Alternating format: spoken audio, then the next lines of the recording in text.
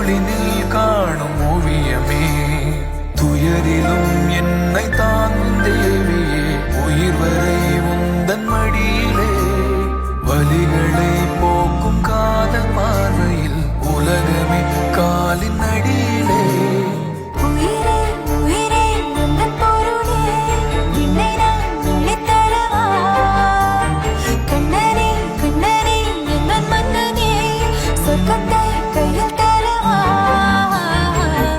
இவங்க ரெண்டு பேரும் புருஷன் பொண்டாட்டியாவே வாழலங்க. சந்தியா கழுத்துல தாலி செயின் இல்லத்த, பாருங்க. தாலி செயினை கழட்டி வச்சு கல்யாணம், உறவு, குடும்பம் எல்லாத்தையும் ஒரு விளையாட்டு மாதிரி ஆக்கிட்டல. இதுதான் நீ படிச்ச லட்சணமா? ஐயோ அத்தை, தாலி செயின்ல காசு கோக்க தான் நான் கழட்டினேன். சரி, நீ சொன்ன மாதிரி இருக்கட்டும். அந்த தாலி செயின் இப்ப எங்க? எடு, அத நான் இப்ப பாக்கணும். எங்க வச்சிருக்க? எடு.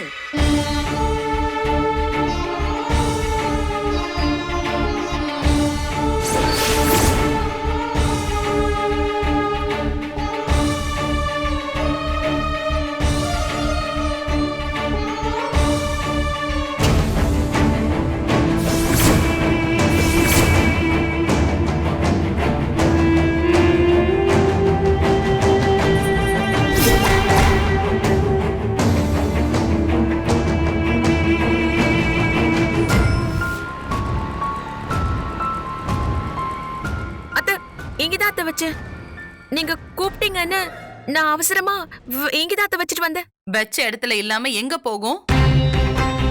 பொட்ட காணும், குங்குமத்தை காணும், இப்ப தாலி செயலியும் காணும். அத்தை, உன் பொருளை எடுக்கிறதுக்கு மட்டும் இங்க பூதம் ஏதாவது இருக்கா? இத பாரு, உனக்கு இன்னும் 5 நிமிஷம் டைம் தரேன். அதுக்குள்ள தாலி செயின் இங்க வரணும். ஏங்க, பதட்டப்படாம தேடுங்க, இங்கதான் இருக்கும், போங்க.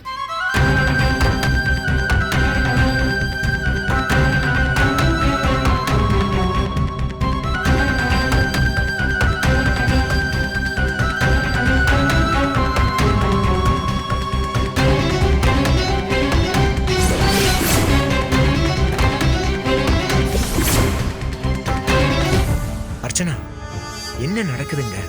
ஏதோ திகில் பட மாதிரி இருக்கு. என்ன ஆனா நமக்கு என்ன, ஜாலியா பாத்துட்டு போவோம்.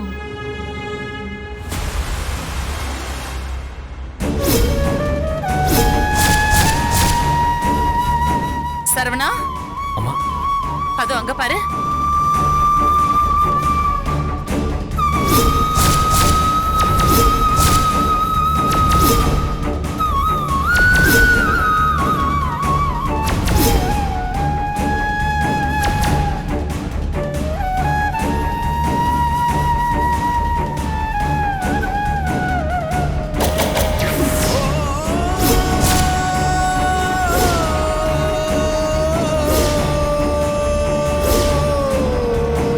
தாலி செயினை எங்க போட்டிருக்கான்னு பாரு.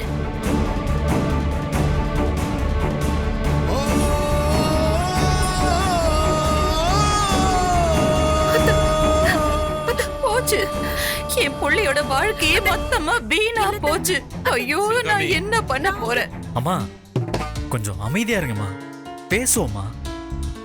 அத்தை, என்ன நடந்துச்சுன்னு நான் சொல்றேன் அத்தை. அத்தை, இது எப்படி குப்பை தொட்டிக்கு போச்சுன்னு எனக்கு நிஜமா தெரியல அத்தை. நான் இத இங்கதான் வச்சிருந்தேன். தாலில இந்த காசை கோக்கும் போது நீங்க கூப்பிட்ட உடனே அப்படியே வச்சுட்டு வந்துட்டேன்.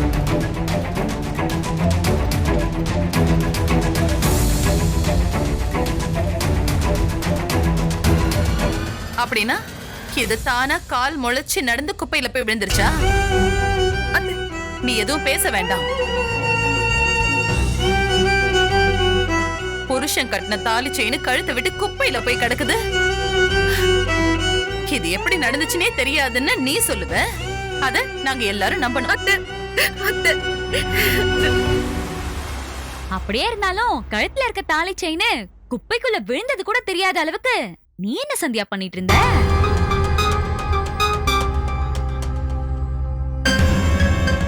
அதுவா எங்க விழுந்துச்சு? இவதான் கழட்டி எரிஞ்சிருப்பா.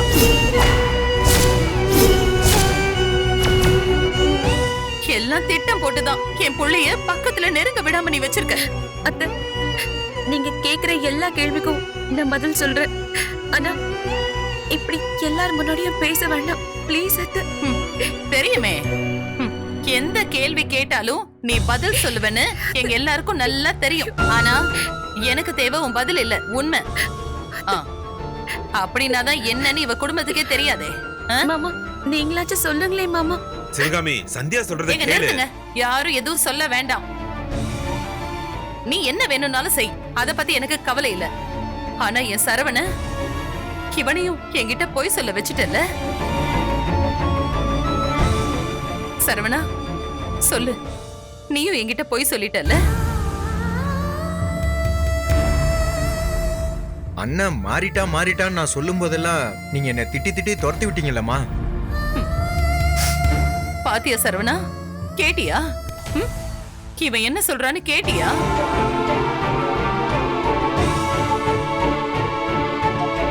உன்னை பத்தி யாரு என்கிட்ட வந்து என்ன சொன்னாலும் என் புள்ள அப்படி இல்ல நான் நம்பிட்டு இருந்தேன்.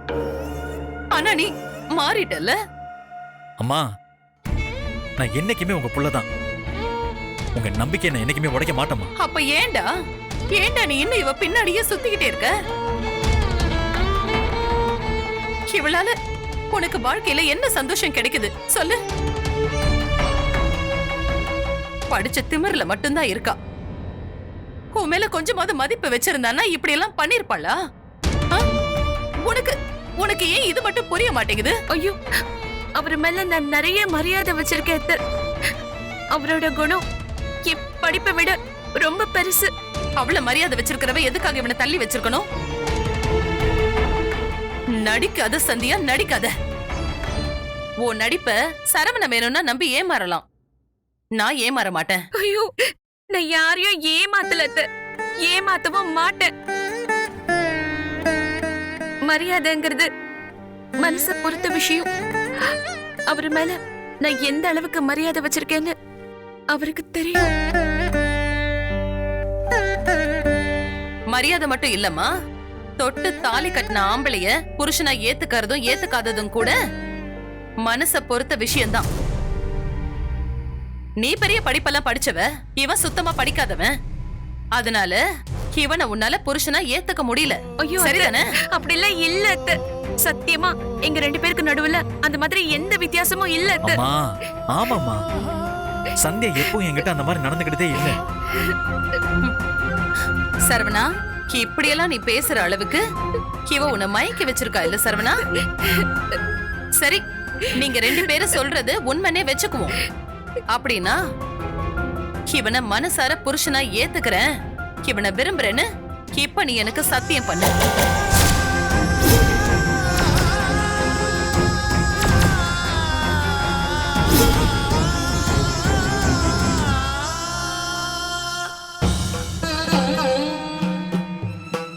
என்ன சந்தியா, புத்திலே இல்லாத கேள்வியை கேட்ட மாதிரி பதில் சொல்லாம நிக்கிற?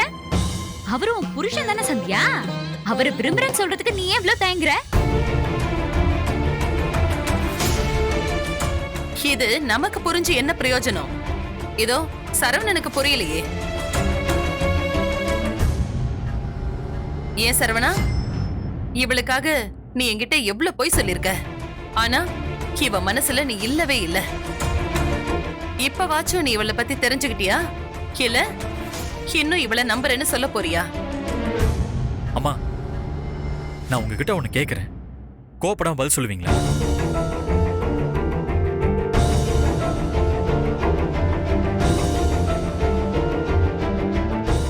இல்ல, நிஜமாவே நான் புரியாம தான் கேக்குறேன். உன் அம்மாக்கு உசுரே நீதான்டா. எதை கேட்டாலும் கொஞ்சம் யோசிச்சு கேளுடா. நீங்க விடுங்க, இவன் கேட்கட்டும். என்ன சரவணா, கேளு. அம்மா, நீங்க சொல்ற மாதிரி எனக்கும் சந்தியாவுக்கும் நிறைய வித்தியாசங்கள் இருக்கு. அவங்க நிறைய படிச்சிருக்காங்க, அழகா இருக்காங்க, குணத்துல கூட என்னை விட ரொம்ப நல்லவங்க. அப்படிப்பட்ட ஒரு பொண்ணு அவங்க அண்ணா வந்து அமெரிக்காவுக்கு கூப்பிட்டதும் உடனே போயிருக்கணும்ல, போகலையே.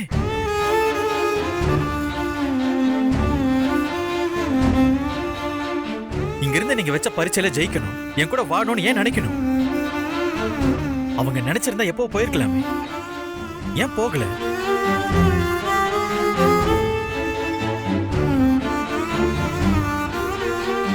இங்க நிக்கிற அப்பாவுல இருந்து கடையில வேலை பார்க்கிற சக்கரை வரைக்கும் சந்தியா யாரையாவது கஷ்டப்படுத்திருக்காங்களா?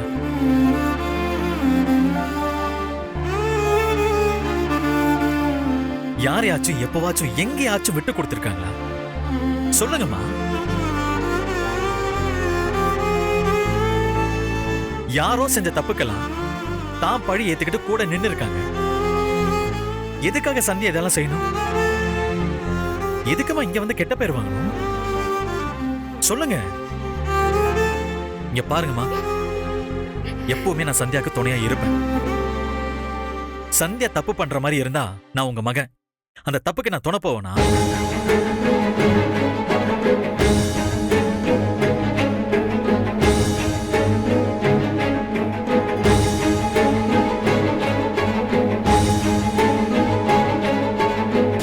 சரிப்பா, இவ்ளோ நல்லவ, எல்லாருக்கும் நல்லது பண்றவ, ஒன்ன மட்டும் எதுக்கு கஷ்டப்படுத்துறா?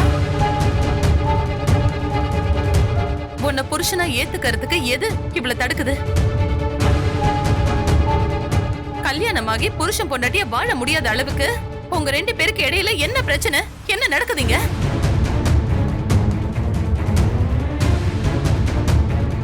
சிவகாமி, என்ன பேசுற நீ? என்னங்க, நான் சரியா தான் சொல்றேன். பிரச்சனையை பேசி தீக்கணும்னு முடிவாய் போயிடுச்சுல்ல, நாமளும் தெளிவா கேட்டுடணும்ல. நீ சொல்லுடா. இருந்தாலும் இதெல்லாம் கொஞ்சம் அதிக சிவகாமி. என்னங்க அப்பா. அதிகம் குறைவுன்னு? பரவாயில்லப்பா, மனசுக்குள்ள வச்சு கஷ்டப்படுறத விட பேசிடுறேன்.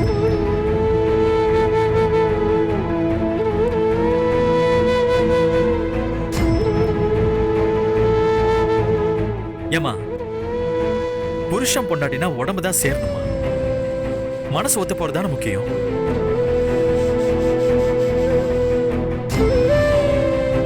புருஷனுக்கும் பொண்டாட்டிக்கும் நடுவுல அன்பும் பாசமும் இருக்கிறதா ரொம்ப முக்கியம் நான் நினைக்கிறேன். அப்படி பார்த்தா இங்க 2 பேரையும் விட சந்தோஷமா யாரும் இருக்க முடியாதுமா.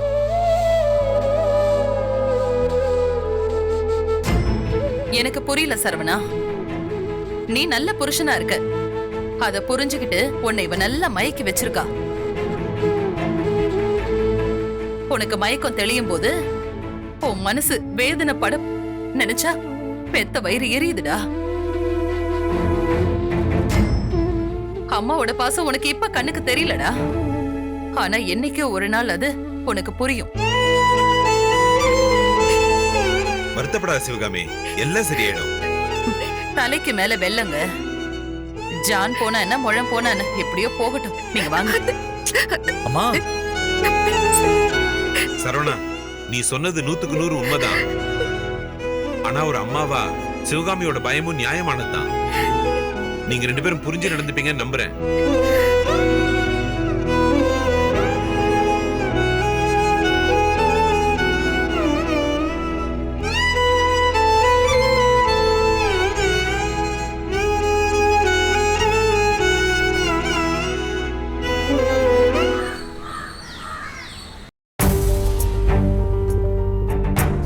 தாலி செயினை கழட்டி வச்சு கல்யாணம், உறவு, குடும்பம் எல்லாத்தையும் ஒரு விளையாட்டு மாதிரி ஆக்கிட்டல. இதுதான் நீ படிச்ச லட்சணமா? புருஷன் கட்டின தாலி செயின் கழுத்தை விட்டு குப்பையில போய் கிடக்குது. இது எப்படி நடந்துச்சுன்னே தெரியாதுன்னு நீ சொல்லுவ, அத நாங்க எல்லாரும் நம்பணும்.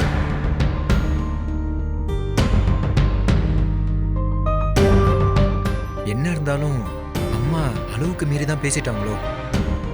ஏதோ ஒரு வகையில சந்தியா திட்டு வாங்கினது நமக்கு ஓகே தான். ஆனா இதே பேச்சு நாளைக்கு நம்மளை நோக்கியும் திரும்பலாம். ஏன் இன்னும் அர்ச்சனா குழந்தை பெத்துக்கலன்னு கூட கேட்கலாம். என்னங்க இன்னைக்கு ரொம்ப கம்மியா சாப்பிட்ட மாதிரி இருந்துச்சு. அப்படியா? அப்படிலாம் ஒண்ணும் இல்லையே. பாத்தீங்களா, அத்தை இன்னைக்கு சந்தியாவை செம்ம டோஸ் விட்டாங்க. அவ முகமே அப்படியே சுருங்கி போச்சு. ரொம்ப நாளைக்கு அப்புறம் அவ இப்படி அசிங்கப்பட்டத கண்ணு குளிர பார்த்தேன். அத்தை எவ்வளவு விவரம்னு பாத்தீங்களா? மனசுல சந்தேகம்னு ஒண்ணு வந்த உடனே கட்டில்ல பெட்ஷீட்டை விரிச்சு போட்டு அது அப்படியே இருக்குன்னு தெரிஞ்சுக்கிட்டு அத வச்சு இவங்க ஒழுங்கா குடும்பம் நடத்தல அப்படிங்கறத தெரிஞ்சுக்கிட்டு கண்டுபிடிச்சிருக்காங்க. என்னங்க நான் பாட்டுக்கு பேசிட்டே போறேன், நீங்க அமைதியா இருக்கீங்க. உங்களுக்கு சந்தியா திட்டு வாங்கினதுல சந்தோஷம் இல்லையா? அதெல்லாம் சந்தோஷம்தான், ஆனா ரொம்பலாம் இல்ல. ஏன் தெரியல அர்ச்சனா, என்ன இருந்தாலும் ஒரு புருஷ முண்டாட்டிக்கு இடையில இருக்கிற விஷயம் பர்சனலான விஷயம், அதுக்குள்ள இவங்க தலையிடுறதுலாம் நல்லதுக்கு இல்ல. எங்க அம்மாவா இருந்தாலும் தான் சொல்றேன். என்னங்க நீங்க திடீர்னு இப்படி நல்லவ மாதிரி பேசினா எப்படி? ஒரு புருஷன் பொண்டாட்டி கல்யாணம் ஆகி இவ்ளோ நாளா தனித்தனியா இருக்காங்கங்கிறது உங்களுக்கு சின்ன விஷயமா தெரியுதா? வாங்க, அதான் அத்தை பண்ணது சரிதான். ஆனா சரவண சந்தியா 2 பேரும் ஒருத்தருக்கு ஒருத்தர் பாசமா தானே இருக்காங்க. வெளிய பார்க்க அப்படிதாங்க இருக்கும், உள்ளுக்குள்ள எப்படி இருக்கும் யாரு கண்டது? அதான் இன்னைக்கு தெரிஞ்சு போச்சே. ஆனா எனக்கு என்னவோ இந்த விஷயத்துல 2 பேரும் நடிக்கிற மாதிரிலாம் தெரியல அர்ச்சனா. சரி, அப்படியே இருந்தாலும் நமக்கு என்ன வந்துச்சு? இன்னைக்கு நீங்க ஆளே சரியில்லை, பேச்சுல ஒரு சுவாரஸ்யமே இல்ல. சரி, அதெல்லாம் இருக்கட்டும். நீ எப்படி என்ன நிஜமா தானே லவ் பண்ற? இல்ல இதுவும் உள்ள வெளியே தானா? என்னங்க என்ன பார்த்து இப்படி சொல்லிட்டீங்க? நீங்க என் மனசுல மட்டும் இல்ல, நீங்க என் கை, கண்ணு, மூக்கு, உதடு, காலு, கண்ணம் எல்லாத்துலயுமே நீங்க தாங்க இருக்கீங்க. அப்படியா? இந்த காலுலயா? இந்த கையிலயா?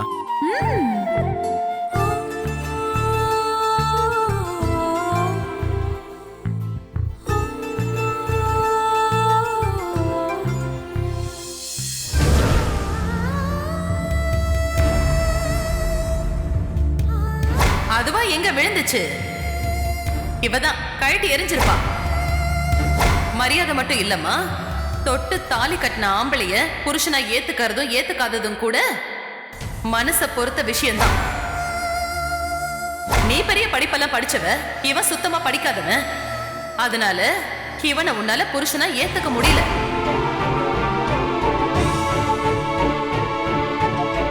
கல்யாணமாகி புருஷன் பொண்டாட்டிய வாழ முடியாத அளவுக்கு உங்க 2 பேருக்கு இடையில என்ன பிரச்சனை, என்ன நடக்குதுங்க? ஏங்க, உங்க மனசு இப்ப எவ்வளவு வேதனை இருக்குன்னு எனக்கு தெரியும். அம்மா சொன்ன ஒவ்வொரு வார்த்தைக்கும் நான் உங்ககிட்ட மன்னிப்பு கேட்டுக்கிறேன். எல்லா தப்பும் என்னோடதுதான். நான் தான் கவனம் இல்லாம இருந்துட்டேன். ஆனா தாலிய நாங்க போட்டிருப்ப நீங்க நம்புறீங்களா? சத்தியமா இல்லைங்க. நீங்க முதல்ல கண்ணை தொடங்க. தாலில இதோ இந்த காசை கோக்குறதுக்கு தான் நான் கழட்டினே. அதுவும் இத பாருங்க, கழுத்துல மஞ்சள் கயிறு போட்டுட்டு தான் கழட்டினேன். அதுக்குள்ள அத்தை கூப்பிட்டாங்கன்னு தான் நான் அப்படியே வச்சுட்டு போயிட்டேன். இங்க பாருங்க, இந்த மாதிரி எந்த விளக்கமும் சொல்ல வேணாம். நான் உங்களை நம்புறேன். எனக்கு உங்களை பத்தி நல்லா தெரியுங்க. நான் பேசின ஒரு வார்த்தைய கூட அத்தை காது கொடுத்து கேட்க தயாரா இல்ல. நான் பேசினாலே அவங்களுக்கு பிடிக்கல. நான் என்ன செஞ்சா அவங்க நம்புவாங்கன்னு எனக்கு தெரியல. ஏங்க, அம்மா கோவத்துல இருந்தா அப்படிதாங்க. யார் என்ன சொன்னாலும் கேட்க மாட்டாங்க. எல்லாம் சரியாயிடும், வருத்தப்படாதீங்க. எப்படிங்க வருத்தப்படாம இருக்க முடியும்? போய் சொல்றா, இல்ல புருஷனை மயக்கி போய் சொல்ல வைக்கிறா, படிச்ச திமிர்ல இருக்கா.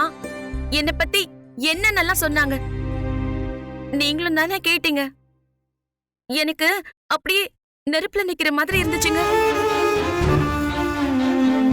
இப்ப ஏங்க இப்படி எல்லாம் பேசுறீங்க? இல்ல, உங்களுக்கு புரியாதுங்க. மாமா, உங்க தம்பி, அர்ச்சனா எல்லாரையும் கூட்டிட்டு வந்து இந்த கட்டிலெல்லாம் செக் பண்ணி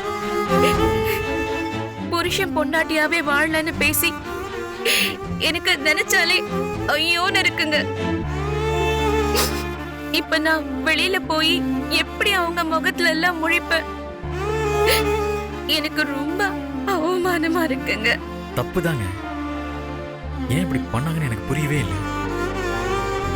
நம்ம 2 பேரையும் தனியா கூப்பிட்டு கூட பேசியிருக்கலாம். நீங்க மட்டும் இல்லைன்னா இன்னைக்கு என் நிலைமை என்ன ஆயிருக்கும்? அவங்களும் ஒரு பொண்ணு தானே, ஏன் இப்படி செஞ்சாங்க? என் மனசு ஆறவே மாட்டேங்குதுங்க. புரியுதுங்க. ஆனா என்ன பண்றதுன்னு சத்தியமா எனக்குமே தெரியலங்க. அத்தை சொல்ற மாதிரி நான் உங்களை ஏமாத்துறேன்னு நினைக்கிறீங்களா? உங்களை விரும்புறேன்னு சத்தியம் பண்ணலன்னு வருத்தப்படுறீங்களா? ஏங்க எப்படி பேசுறீங்க? அப்படி நினைச்சிருந்தா அம்மா கிட்ட நான் உங்களுக்காக பேசியிருப்பேனா? அவங்க கிட்ட நான் பேசின ஒவ்வொரு வார்த்தையும் சத்தியங்க. எனக்கு வேற எந்த சத்தியமும் தேவையில்லை. எனக்கு உங்க அளவுக்கு கோர்வையெல்லாம் பேச தெரியாதுங்க. ஆனா ஒருத்தர் விரும்புறதெல்லாம் அடுத்தவங்களுக்கு சத்தியம் பண்ணியெல்லாம் வராது. அதை உணரணும். மனசார உணர வேண்டிய விஷயம்னு நான் நல்லாவே புரிஞ்சு வச்சிருக்கேன். அத நான் உணர்ந்தும் இருக்கேன். அத்தை சொல்ற மாதிரி நீங்க படிக்காதவரு, நான் படிச்சிருக்கவன் நினைச்செல்லாம் இப்படி பண்ணலங்க. அதைத்தான் நானே அம்மா கிட்ட சொல்லிட்டேனேங்க.